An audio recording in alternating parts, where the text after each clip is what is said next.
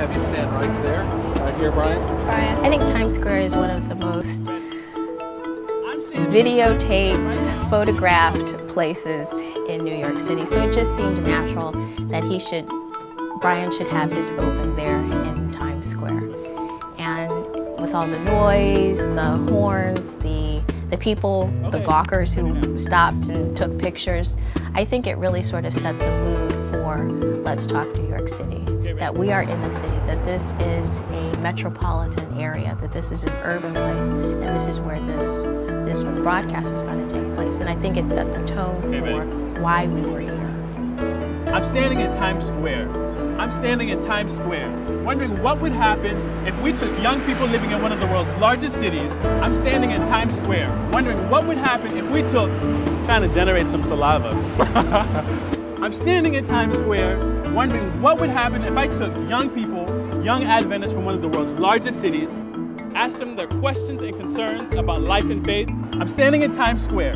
I'm standing in Times Square. Guess what? You're gonna find out next on Let's Talk New York City. The open starts pretty hard on the program, so if you can get like a real high level of enthusiasm, gotcha. It would work well.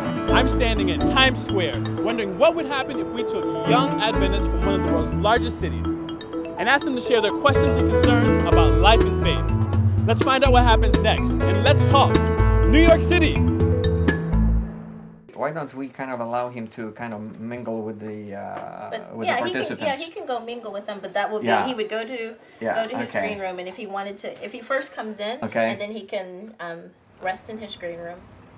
From the experience that I've had with Pastor Paulsen, when it comes to the last stretch, the last hour before the show, we make sure, and he makes sure, that we avail him of time that he can spend by himself with the Lord. The last few minutes before I go on stage, I remind myself to remember where I am, so that the answer that's asked relates to this part of the world where I am. So that's a sort of a reminder for myself, just remember where you are. And secondly, I pray. Yeah, that's basically how I prepare for the moment. Mm-hmm. At that time, he does sort things out with the Lord, and he is in the quiet. When he comes on into the studio, he says, "That's it, Lord, take it over." Welcome.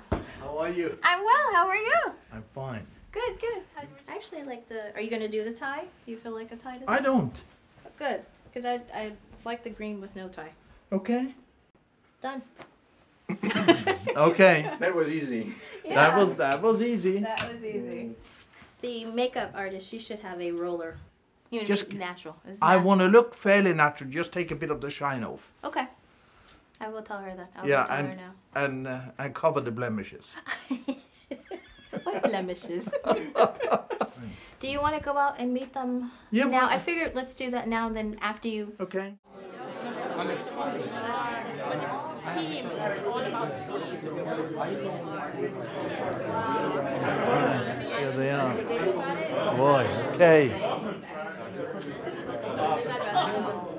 Look at all the food. Hello everybody.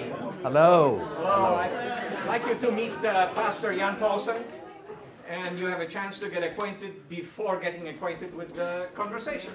Okay. Thank you. Thank you. Good to meet you. Good to meet you. Thank you. Thank you very much. I see you have been provided with food, which is always extremely important.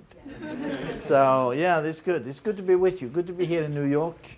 Good to talk with you about things that are important to your life and to the life of the church. This is very, very different what we're doing here.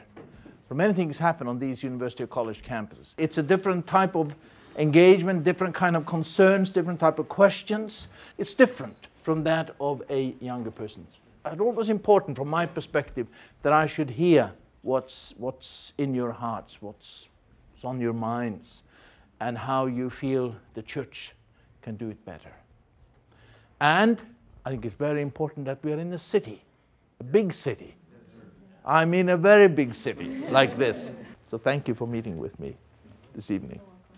Live, on the air. We'll enjoy it. It's good. We do it for the Lord. We do it for the church. And we do it to make our faith strong. How long have you been in the States? This time, 11 years. Wow. Long time. Yes. You go back? Travel there a lot? I do. Well, my work takes me out of the country a lot. Right. But do you go back home? I go to Norway also quite regularly. Have family, quite a bit of family. My wife is also from Norway, so. Oh, that's nice. Yeah. Do you have children? We do. We have a son who lives in Oslo. And a daughter who lives in London. And are they part of the church as well? And they are. That is, except for the one who lives in Oslo. He's not into it. No. That's okay. Can't have everything, right? No, and it's all a choice. I believe in that myself. Everyone has to make a voluntary choice. It's exciting. You have young people to talk to. Yeah, right. It is. It is very good, actually. Just give you moisture so that they don't look dry. And how long have you been working with this church? Don't tell me 52 years. No, 50. True. Really? Oh my goodness. And you still enjoy it? I do. That's the most important thing. Yeah. I love what I do because I get to be with people and sometimes get to help people make themselves feel a little bit better about themselves, which is also a good feeling. If you're dealing with real people, well, then not are a part of the entertainment business, which is whole other realm. Yeah. No, it's a wonderful life. What I'm doing, I get to meet people from all kinds of walks of life. I love that. And immensely interesting. Oh, absolutely. But we're all the same. That's the secret, I think. Yeah. Don't you agree? We share a lot of common values. Sometimes we discover that the other one has some values we don't have. That is good to learn about. To find, yeah. And maybe discover it in yourself. Yes. And learn. Okay. Okay. From the side there. Yeah. Among our young professionals, there is a really strong burden for the church. They are not looking for ways to be excused from the life of the church. They are looking for meaningful ways to be involved. There is a lot of energy, a lot of spiritual gifts, a lot of ideas which are wasted if they don't flow into the life of the church. And I feel very strongly about that. It's clear to me, the more I talk with them, the clearer it becomes. You are welcome to stand up. Just don't wander too. I can do it. That's stretching. That's not standing up. I like the live format because it has a reality. It has this. It's real. It's happening. Oh, I didn't meet you either.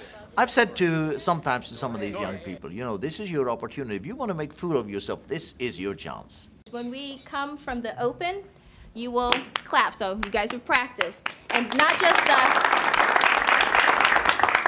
So we want lots of energy, and then also we're going to take breaks, and so you will clap going sort of into a break.